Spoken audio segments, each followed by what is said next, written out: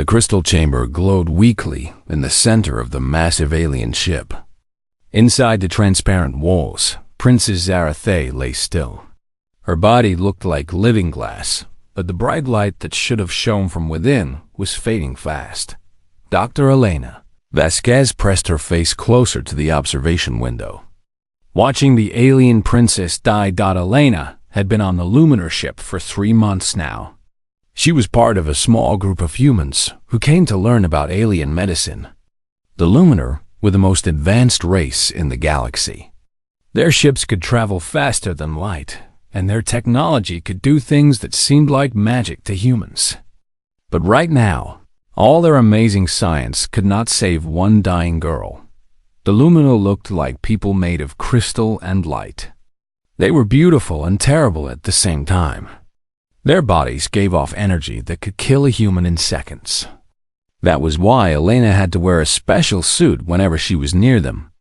The suit was heavy and made her feel clumsy, but it kept her alive. Elena watched as 3 Luminar doctors moved around the princess. They did not touch her. Instead, they used floating machines that shot beams of light at her body. The machines beeped and made strange humming sounds. Numbers and symbols that Elena could not read flashed on glowing screens. "The cellular breakdown continues," said Dr. Voltar, the lead Luminar physician. His voice came through Elena's suit translator, sounding cold and mechanical. "Our energy matrix is failing. We estimate she has perhaps 10 of your Earth days remaining." Elena felt sick. She had been watching this beautiful alien girl die slowly for weeks now. The princess could not have been much older than 20 in human years. Her crystal skin was supposed to glow like a star, but now it barely gave off any light at all. "What exactly is this void sickness?" Elena asked. She had asked this question many times, but the Luminar doctors always gave her answers she could not understand. "It is a genetic disorder that affects the royal bloodline," Dr. Veltar explained. "The energy patterns that give us life become unstable. The body cannot maintain its crystalline structure. Eventually, the affected individual simply fades away." Elena knew there was more to it than that.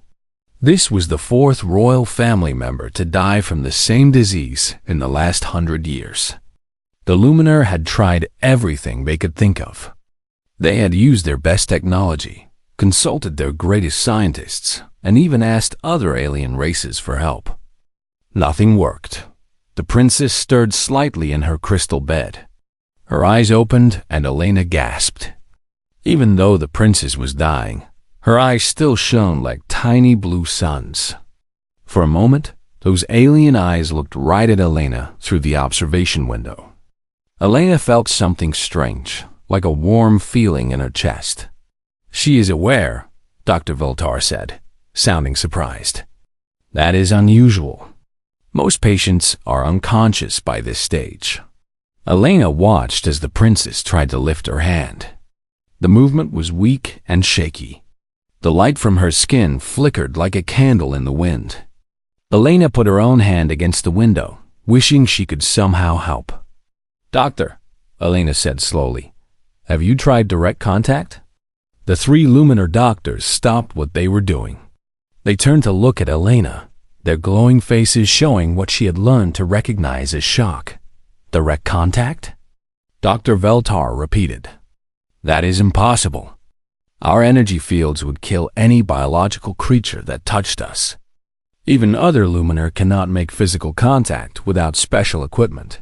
But what if—" Elena started to say. "It is forbidden," another doctor interrupted.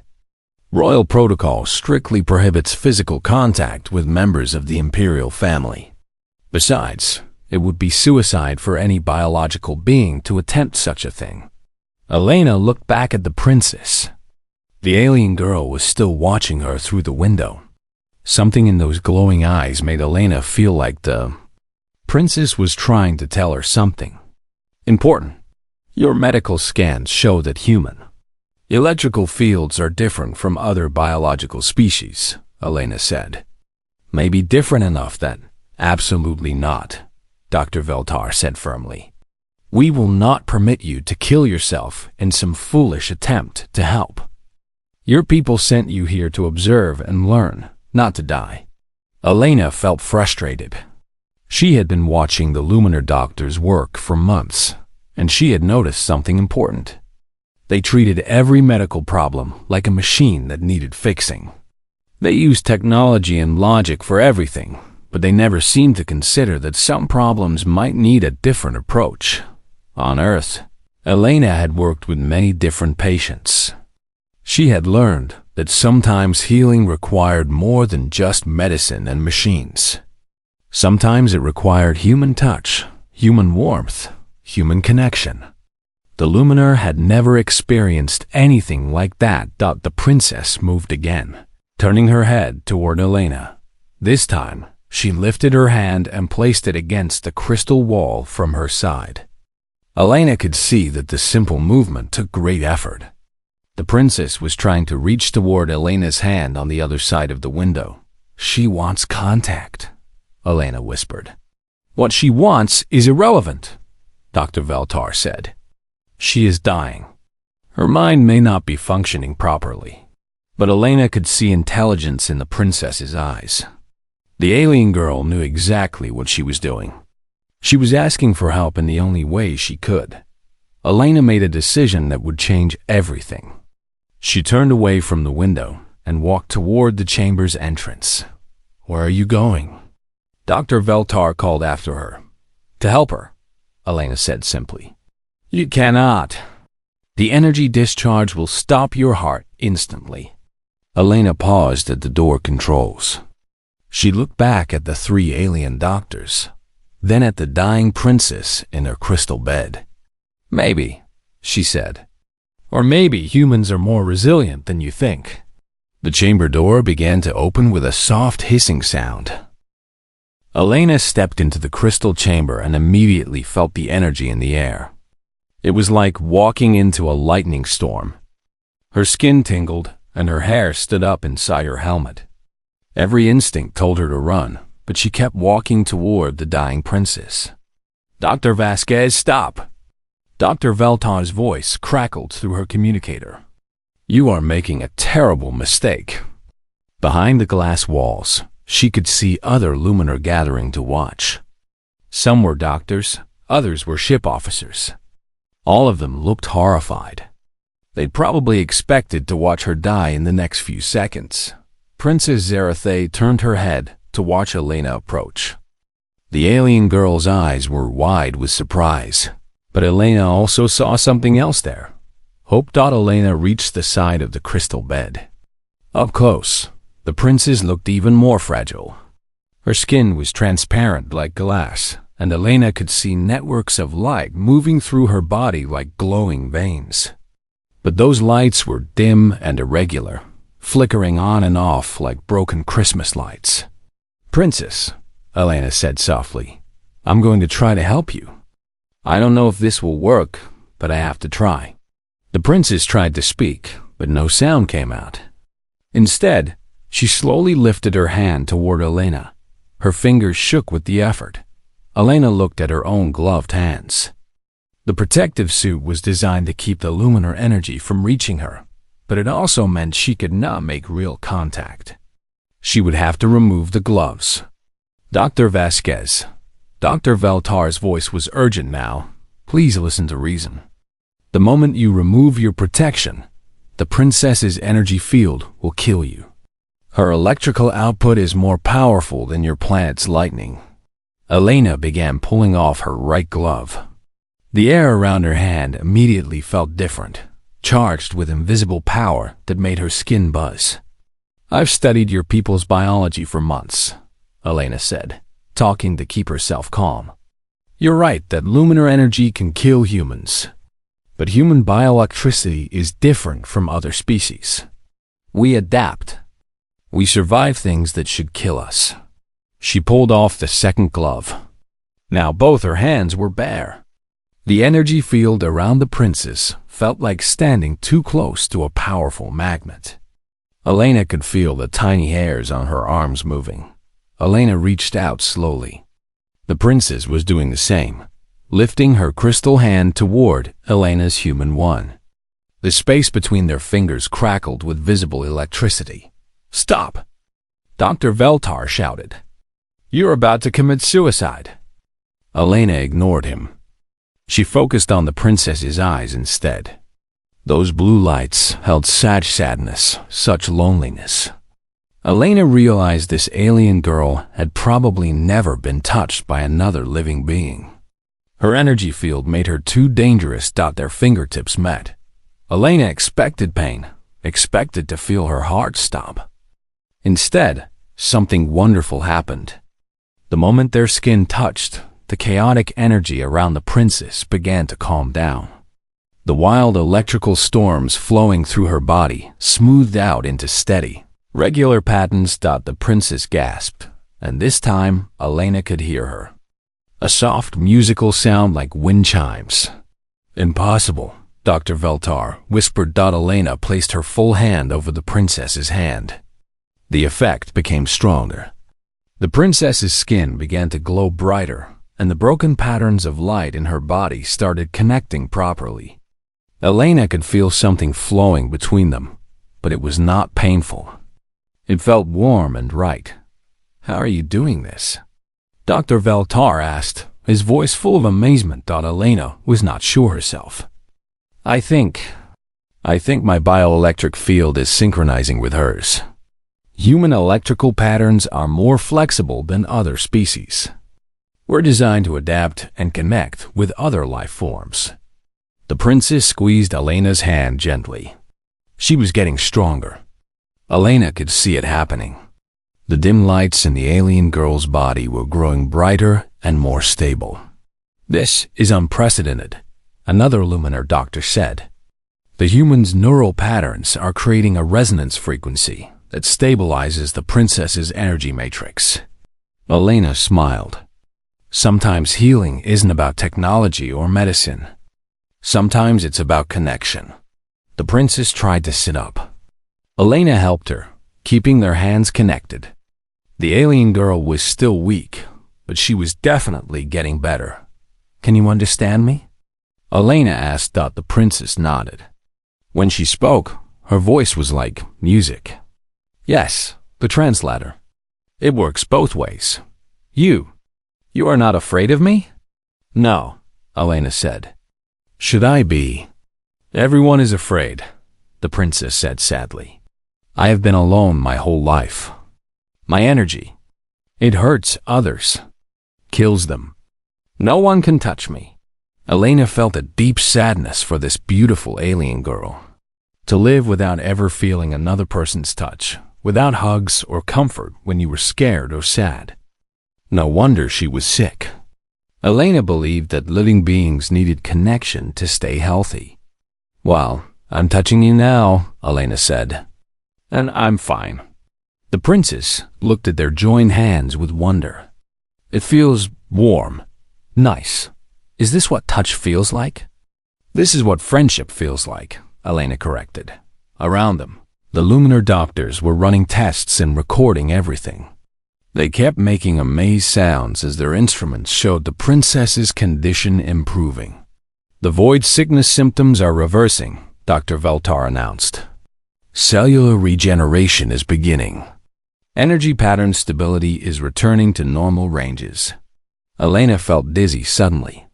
Maintaining the connection was taking more energy than she had realized. The princess noticed immediately. "You are tired," the princess said with concern. "This is hurting you." "I'm okay," Elena said, but she was not sure that was true. She could feel some of her own life energy flowing into the princess.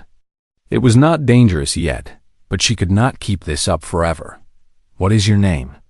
the princess asked. Elena Vasquez." "I am Zarathe." "And you have saved my life, Elena Vasquez. But I do not want you to hurt yourself for me." Elena squeezed the princess's hand.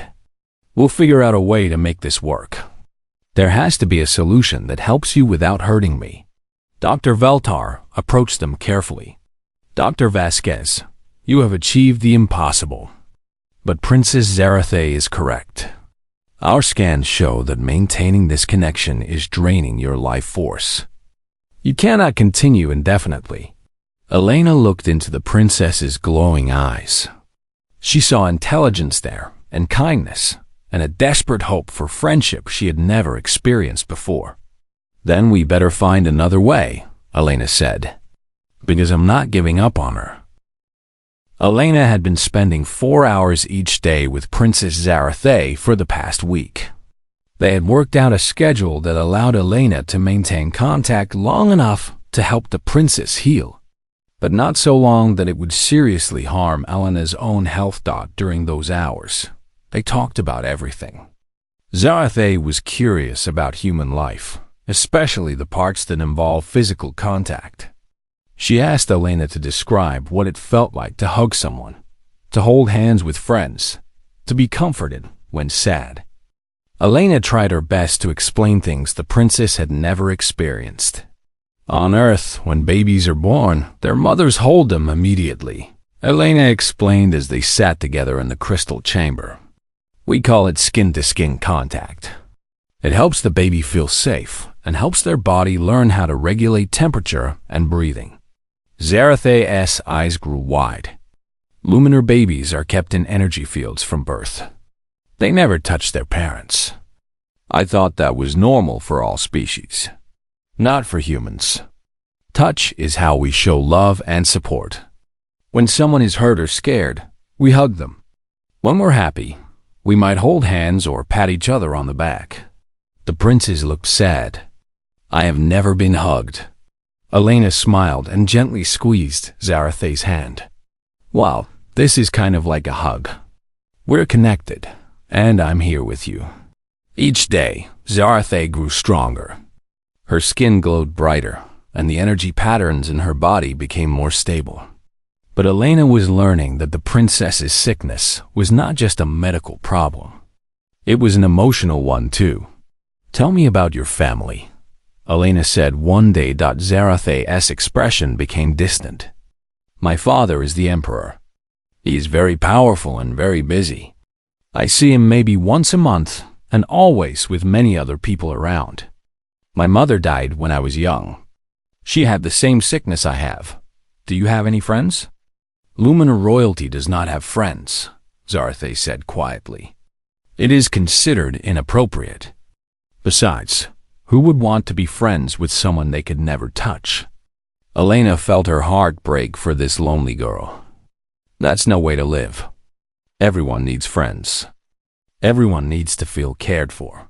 As the days passed, Elena learned more about Luminar society. They were incredibly advanced, but they had lost something important along the way. In their quest to become beings of pure energy, they had given up physical connection entirely. They lived in isolation, each person alone in their own energy field. But don't you miss it? Elena asked. The warmth of being close to others? How can you miss something you have never had? Zarathe replied. Though now that I know what it feels like, yes, I think I would miss it very much if you stopped coming to see me. Dr. Veltar had been studying Elena and the princess carefully. One day, he asked Elena to speak with him privately. Your connection with the princess is remarkable, he said. But I have discovered something troubling. The void sickness is not just a random genetic disorder. It appears to be caused by complete isolation from biological contact. Elena was not surprised. You mean the princess is sick because she's lonely? In simple terms, yes. The Luminar evolved from biological creatures millions of years ago. Our energy forms still carry genetic memory of physical connection. When that need is completely unfulfilled, the energy matrix becomes unstable. So touching her isn't just treating her symptoms. It's treating the actual cause of her disease. Precisely. But there is another problem. This condition is not unique to the princess. Our entire species is slowly dying from the same isolation. Birth rates are falling.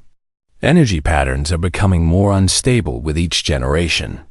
We are too proud to admit it, but we may have made a terrible mistake in our evolution. Elena thought about this for a long time. The Luminar had amazing technology and incredible power, but they were dying inside from loneliness. It was one of the saddest things she had ever heard. When she returned to see Zarathe that day, Elena found the princess looking worried. "Something is wrong," Zarathe said. "I can sense tension throughout the ship. My father has been in emergency meetings all day. Do you know what about?" "I think it is about you." "About us." Zarathe squeezed Elena's hand. "Some of the court advisors are not happy that a human is healing me. They think it makes our people look weak." Elena felt a chill of fear. "What do you mean?" "If word spreads that Luminar technology cannot heal Luminar sickness, but primitive human touch can, it will change how other species see us. We have based our authority on being superior to all other life forms. But that's ridiculous. Different species have different strengths. Humans are good at some things. Lumina are good at others. That's not weakness. That's diversity." Zarathe smiled sadly. "You think like a human. My people think like Luminar. We have been the most powerful species in the galaxy for thousands of years. The idea that we might need help from anyone else is difficult for them to accept." That evening, Elena was asked to attend a meeting with the ship's senior officers. The main chamber was filled with tall, glowing Luminar figures. Elena felt very small in her protective suit.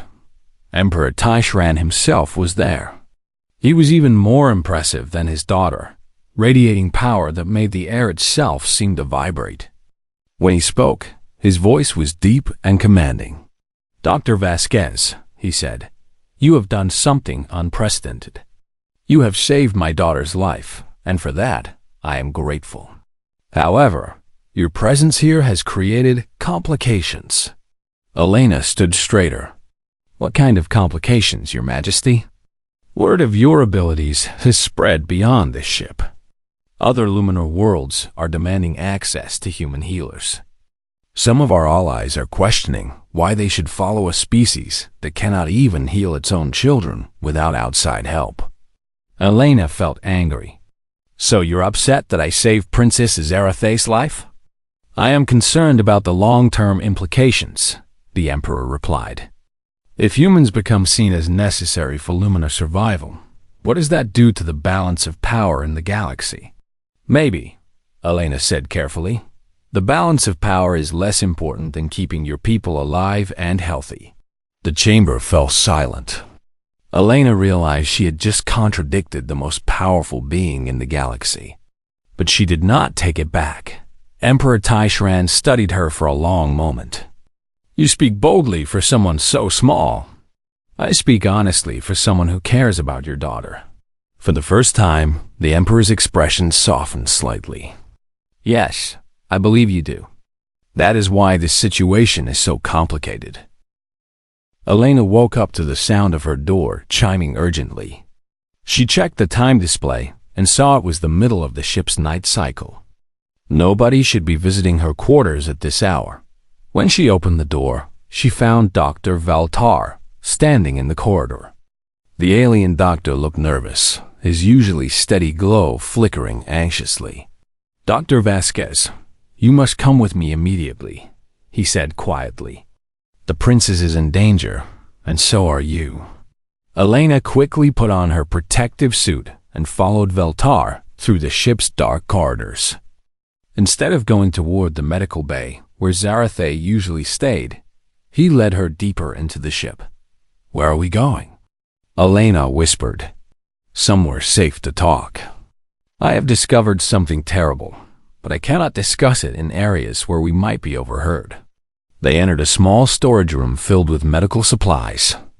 Valtar activated a device that created a shimmering barrier around them. "This will block surveillance," he explained. "Now, I can tell you what I have learned. The princess's illness was not natural. It was deliberately caused." Elena felt cold shock run through her body. "What do you mean?" I have been reviewing medical records from the royal family's previous deaths from void sickness. The pattern is too consistent to be genetic. Someone has been introducing a toxin into their food or environment. Someone has been murdering the royal bloodline. But why would anyone do that? To seize power. There is a faction within the Luminar government that believes the royal family has become too weak. They wanted to replace the emperor with a military council. But they cannot simply kill the royal family openly, so they created this slow-acting poison that mimics a genetic disease. Elena's mind raced. And now that I've proven the disease can be healed, they're worried their plan will be exposed. Precisely. Worse, some of them are using your presence as proof that the royal family is weak and dependent on inferior species. They are stirring up anti-human sentiment throughout the fleet. Elena felt sick. What about Princess Sarathé? Is she safe? For now, yes.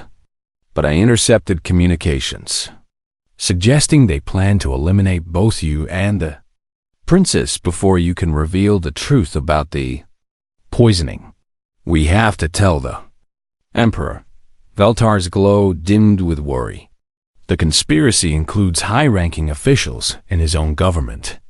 We do not know who can be trusted. If we approach the wrong person, we will simply give them a chance to silence us permanently. Elena thought about brave, lonely Zarathé lying in her crystal chamber, finally experiencing friendship for the first time in her life. The idea of letting conspirators murder her made Elena feel furious. There has to be something we can do, she said. Perhaps. But first, you need to know the full scope of what is happening. The conspiracy is larger than just the royal assassinations. News of your healing abilities has spread to other worlds. Some alien governments are demanding access to human healers for their own people.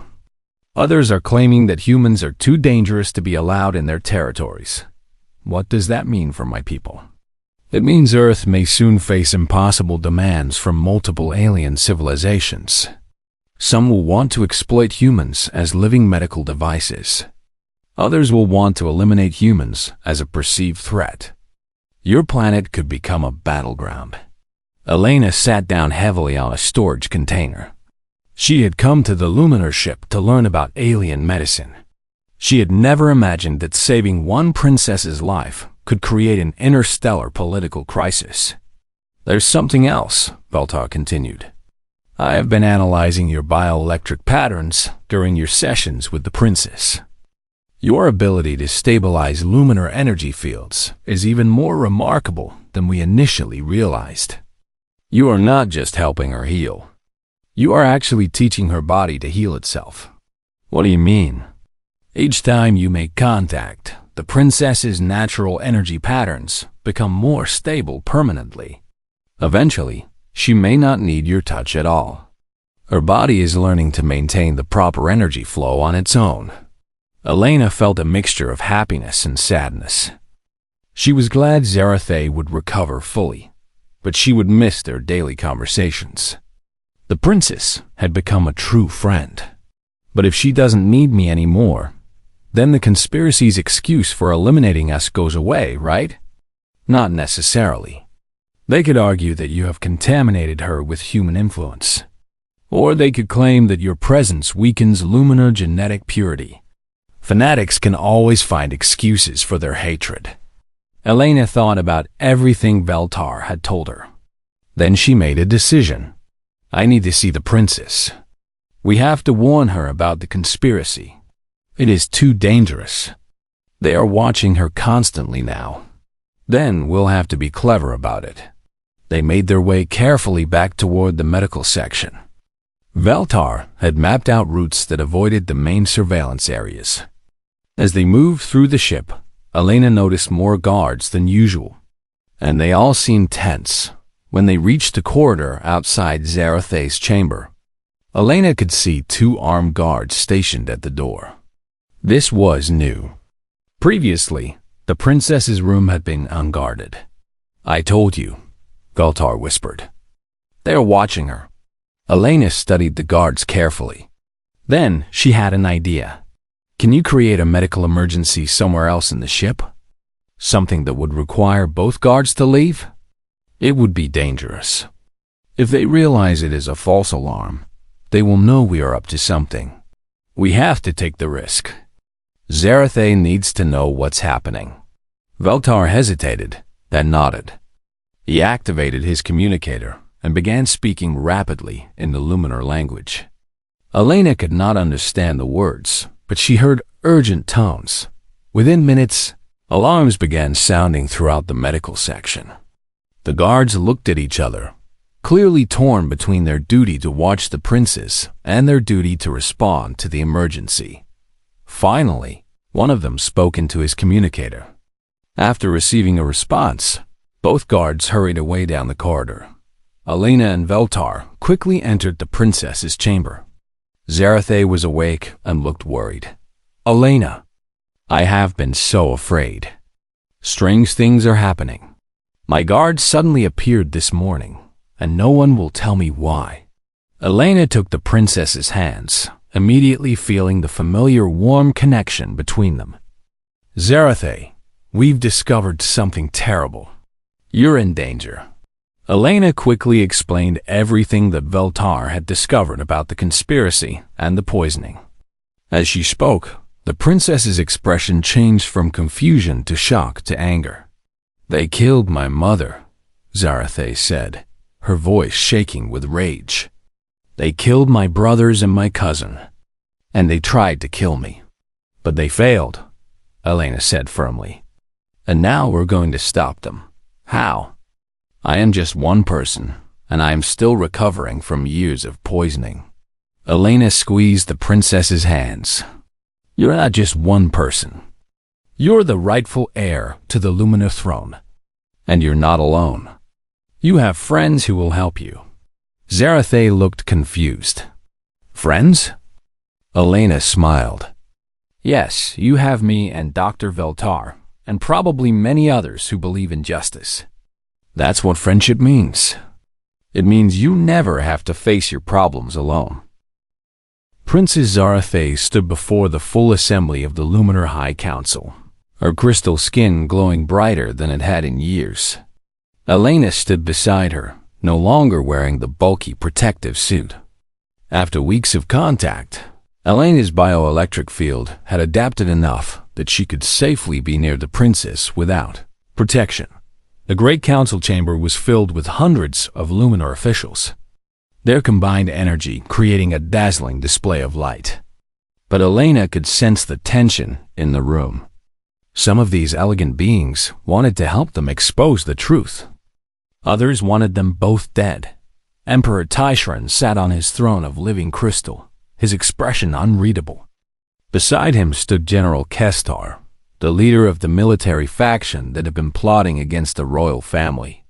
Elena had learned to read Luminar body language well enough to see that the general was nervous. My daughter claims that her illness was not genetic, but the result of deliberate poisoning, the emperor announced to the assembly. She also claims that certain members of this council are responsible for the deaths of multiple royal family members. A murmur of shock and anger rippled through the chamber. General Kestar stepped forward. Your Majesty, this is clearly the result of human contamination affecting the princess's mind. The primitive species has filled her head with paranoid fantasies. This is exactly why allowing aliens aboard our ships is dangerous. Elena felt a flash of anger, but Zarathe squeezed her hand gently. They had planned for this accusation. General Kestar, Zarathe said, her voice carrying clearly through the chamber. You speak of contamination, but I have proof of a different kind of contamination. Dr. Veltar, please present your evidence. Dr. Veltar stepped forward, carrying a small crystalline device. Honored Council, I have analyzed tissue samples from the princess and compared them with samples from previous royal family members who died of void sickness. All show traces of the same synthetic compound, a slow-acting poison that disrupts Luminar energy patterns. The device projected holographic images showing the molecular structure of the poison. Elena could see shock and confusion on many faces in the audience. Furthermore, Veltar continued, I have traced the source of this compound to military research facilities under General Kestar's command. The poison was designed specifically to mimic a genetic disorder. General Kestar's glow flickered with what Elena had learned was the luminar equivalent of panic. These accusations are outrageous. This evidence could easily be fabricated by human technology. Then you will not object to a full investigation, Emperor Taishran said coldly. Of course not, Your Majesty. But I demand that the human be removed from our sacred council chamber immediately.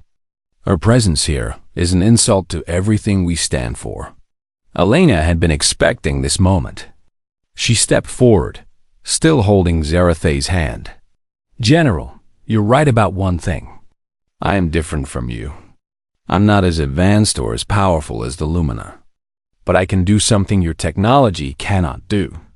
I can heal the deepest sickness affecting your people. You speak nonsense, primitive creature. Elena looked around the chamber at all the glowing faces. The real sickness affecting the Luminar is not a poison.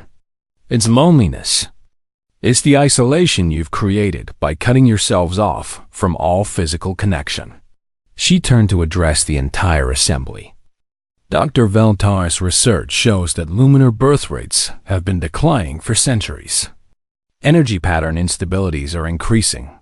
Your people are dying not because you're weak, but because you've forgotten something essential about living. Zarathay took over, her voice growing stronger. Elena has taught me what it means to have a friend, to feel cared for, to experience the comfort of connection. These are not weaknesses. They are the foundation of a healthy life. Elena nodded. The reason I can heal Princess Zarathay is not because humans are superior to Luminar. It's because humans specialize in connection. We've evolved to bond with other species, to adapt our bioelectric patterns to harmonize with other life forms. We're natural bridge builders. And what are you proposing? Emperor Taishran asked, his voice thoughtful. A partnership, Elena said. Not humans serving Luminar or Luminar ruling humans, but true cooperation. We can teach your people about biological connection and empathy. You can teach us about energy manipulation and consciousness expansion. General Kestar made a sound of disgust. You see? The human wants to contaminate our entire civilization with primitive biological urges. What I want, Elena replied firmly, is to help prevent more princesses from dying alone and afraid, thinking they're diseased when they're really just starving for connection. Zarathay released Elena's hand and stepped toward the general. Elena was amazed to see how much the princess had changed. She stood tall and confident, radiating power and authority. General Kestar, Zarathay said, you and your conspirators murdered my family because you thought they were weak. But you made a mistake. You thought isolation made us strong, but it made us vulnerable. You thought connection made us weak, but it has made me stronger than I have ever been. The princess raised her hand, and energy flowed from her fingers in perfect, controlled patterns. Elena could see that Zarathay had indeed learned to heal herself. The chaotic energy patterns that had nearly killed her were now stable and powerful. I challenge you to single combat, Zarathay declared. By ancient law, if I win, you and your conspirators will confess your crimes. If you win, I will accept exile. The chamber erupted in excited chatter. Elena felt worried. Even though Zarathay was much better, she was still recovering from years of poisoning, but the princess had planned this carefully. As General Kestar prepared for combat, Elena saw Zarathay do something remarkable. Instead of trying to defeat the general with pure power, she used the connection techniques Elena had taught her. Zarathay reached out with her energy field and gently touched the general's bioelectric patterns. She did not attack him. Instead, she showed him something he had never experienced before. She showed him what it felt like to be connected, to be understood, to be cared for. General Kestar stopped his attack in confusion. For a moment, his rigid, militaristic energy pattern softened. Elena could see emotions crossing his glowing features that he had probably never felt before. "This is," he whispered. "What is this feeling?" "Empathy," Zarathe said gently. "Compassion. The things you tried to eliminate from our people because you thought they were weaknesses." The general stared at the princess with new understanding. Slowly, his aggressive stance relaxed. I did not know. I thought connection meant dependence. I thought isolation meant strength. Now you know better," Zarathe said. "The question is, will you choose to learn, or will you choose to remain alone?" General Kestar looked around the chamber at all the faces watching him. For the first time in his life, Elena realized he was seeing them not as subordinates or rivals, but as fellow beings who could share understanding and support. He knelt before the princess. "I confess my crimes. I accept whatever punishment you deem appropriate." Emperor Tishran stood from his throne, his expression one of wonder. "My daughter, you have achieved something I thought impossible. You have turned an enemy into a friend through connection rather than conquest." Elena smiled, feeling proud of her alien friend. "That's what friendship does, Your Majesty. It transforms everyone it touches." 6 months later, Elena stood in the observation lounge of the first joint human-lunar research station, watching ships from both species dock at the facility. The station was beautiful, combining human organic architecture with luminar crystal technology. Princess Zarathe joined her at the window, no longer needing any protective barriers between them. The princess had not only recovered completely, but had become a powerful advocate for interspecies cooperation. "The medical training program is exceeding all expectations," Zarathe reported. "We now have 50 human specialists teaching connection therapy to luminar patients, and an equal number of luminar engineers helping humans understand bioelectric enhancement." Elena nodded, watching a group of human and luminar children playing together in the station's garden. "And the political situation?" "Much improved. The other alien governments have realized that cooperation with humans benefits everyone. Instead of seeing us as a threat or a resource to exploit, they're asking to join the partnership program." Elena put her arm around her friend's shoulders, something that would have been impossible when they first met. "I'm proud of you, Zarathe. You've changed the entire galaxy." "We changed it together," the princess corrected. "That's what friends do." Elena smiled, remembering that first moment when she had reached out to touch a dying alien princess. She had hoped to save one life. Instead, she had helped heal the loneliness of an entire civilization. The impossible had become possible, not through technology or force, but through the simple human gift of connection. And that, Elena thought, was the most human thing of all.